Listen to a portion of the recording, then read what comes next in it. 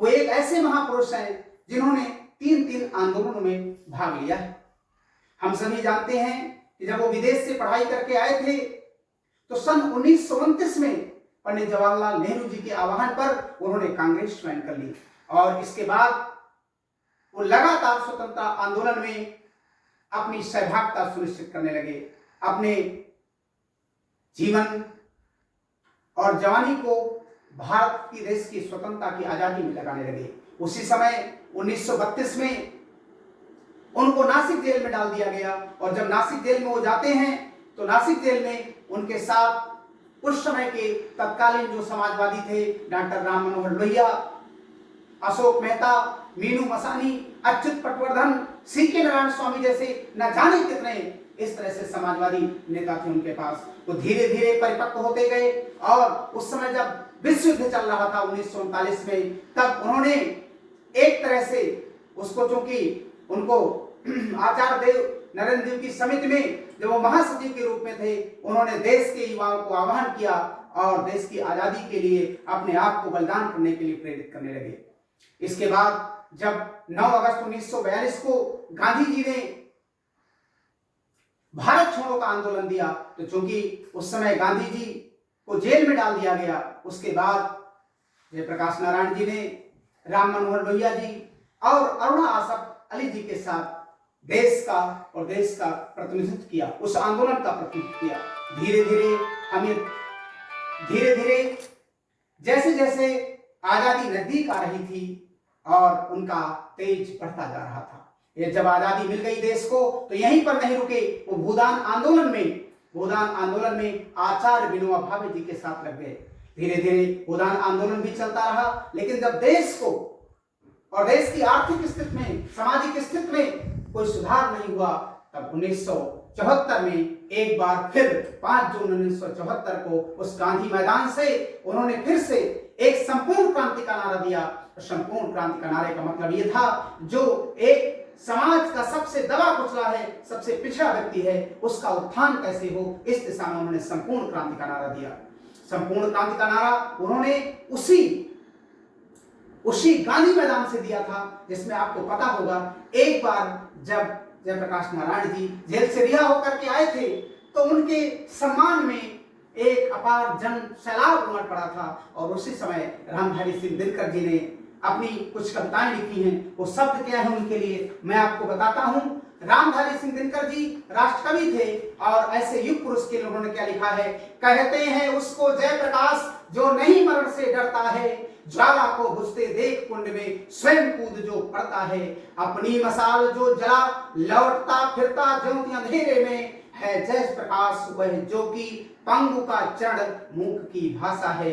लोकनायक जयप्रकाश नारायण कौन थे, इसका एक ओतप्रोत परिचय और उदाहरण रामधारी सिंह दिनकर जी ने अपनी कविता में लिखा है। 1946 में जेपी के जेल से रिहा होने के बाद दिनकर ने उन पर एक कविता लिखी और पटना के गांधी मैदान में जेपी के सम्मान में स्वागत में एक जब भीड़ उमड़ पड़ी थी तभी उनके स्वागत में एक कविता लिखी गई। झंझा सोई तूफान रुका प्लावन जा रहा कगारों में, जीवित है सबका तेज किंतु अब भी तेरे हुंकारों में, 2 दिन पर्वत का मूल हिला फिर उतर सिंधु का ज्वार गया, पर सौंप देश के हाथों में वह एक नई तलवार गया, जय हो भारत के नए खड़ग, जय तरुण देश के सेनानी, जय नई आग जय नए ज्योति, जय नए लक्ष्य के अभिमानी। स्वागत है आओ काल सर्प के फण पर चलने वाले, स्वागत है आओ हवन कुंड में कूद कर बलने वाले, मुट्ठी में लिए भविष्य देश का वाणी में हुंकार लिए, मन में उतार कर हाथों में निज स्वप्नों का संसार लिए, सेनानी करो प्रयाण अभय भावी इतिहास तुम्हारा है। ये किनके लिए लिखा गया है? जयप्रकाश नारायण जी के लिए लिखा गया है। किसने लिखा है? राष्ट्रकवि रामधारी सिंह दिनकर जी की। तलवार देखिए उनकी लेखनी की, यह नकद अमा के बुझते हैं, सारा आकाश तुम्हारा है, जो कुछ था निर्गुण निराकार तुम उस दीप के आकार हुए, पीकर जो आग पचा डाली, तुम स्वयं एक अंगार किए। सांसों का पाकर वेग देश की हवा दबी सी चलती है। गंगा के पानी में देखो, गंगा के पानी में देखो, परछाई आग सी लगती है। विप्लव ने उगला तुम्हें महामणि, उगले जो नागिन कोई। माता ने पाया तुम्हें यथा, मणि पाए बड़भागिन कोई। लौटे तुम रूपक बन स्वदेश की, आग भरी कुर्बानी का। जय प्रकाश है नाम देश की, आतुर हठी जवानी का। कहते हैं उसको जय प्रकाश जो नहीं मरण से डरता है।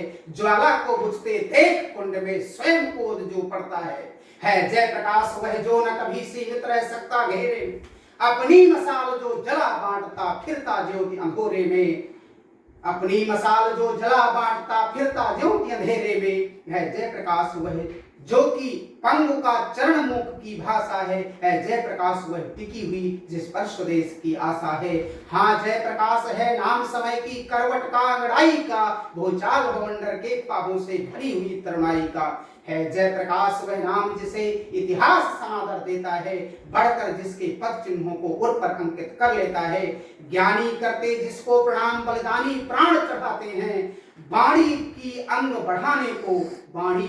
बढ़ाने को गायक जिसका गुण गाते हैं। कल्पना ज्वार से उद्वेलित मानस तट पर थर्राती है। वह सुनो भविष्य पुकार रहा, वह दलित देश का त्राता है।